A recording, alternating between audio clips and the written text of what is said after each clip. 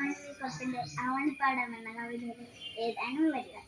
ആവണിപ്പാടം കുളിച്ചു തോർത്തി മുടി യാകെ വിടർത്തി ഉലർത്തി നിന്നു. പെറ്റഴുന്നേറ്റു വേലിട്ടു കുളിച്ചൊരു പെൺമണിയപ്പോൾ തെളിഞ്ഞു നിന്നു. ആയമ്മയെ കാണാനക്കരെ ഇക്കരെ ആ വഴി വഴിയാരു വന്നു. ഓരോരോ പായാരം തങ്ങളിൽ ചൊല്ലി ഒരായിരം കിളിയൊത്തു വന്നു.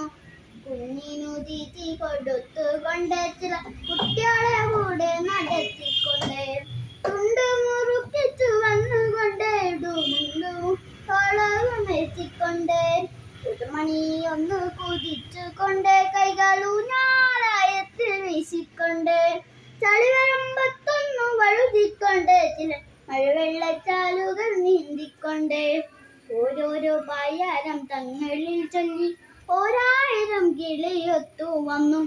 തത്തമ്മക്കൊണ്ടൊരു പായാരം ചൊല്ലാൻ കൽത്തെന്നു പാടത്തു പോയപ്പോൾ കുഞ്ഞിത്തത്ത വിശന്നേറുന്നു. കൂട്ടിനുള്ളിൽ തളർന്നിരുന്നു. മുത്തശ്ശിക്കേറെ വയസ്സായി കൊല്ലവും പുത്തരിയുണ്ണാൻ കൊതിയായി. താഴ്ത്തിയരിഞ്ഞൊരു പുണ്ണിൽ കാതിരും തത്തമ്മ പെണ്ണു പറന്നുപോയി.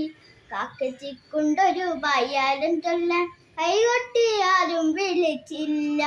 കർക്കിടകം വന്നുപോയി തുമ്പലിയിട്ടൊരു വറ്റും തരായില്ല.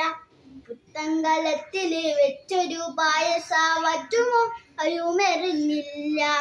മഞ്ഞിക്കിളിപ്പെണ്ണിനുണ്ടൊരു പായാരം മുണ്ടകൻ കൊയ്യാനിറങ്ങുമ്പോൾ മുന്നാലെ പിന്നാലെ മാറാതെ കൂടി പിന്നാലും ചൊല്ലുന്നു മണവാളൻ. എണ്ണപ്പാടത്ത് കുറ്റിനു കൂട്ടുകാരെല്ലാരും പോണു പോലും.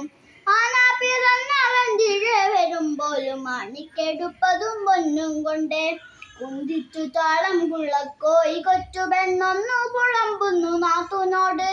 കുന്നത്തെ കാവിലെ വേല കാണാൻ ഇന്നലെ പോയി മടങ്ങുമ്പോൾ കണ്ണേറു തട്ടിയൻ കാർമുടന്തി എണ്ണയിട്ടൊന്നിങ്ങൊഴിഞ്ഞു തായോ.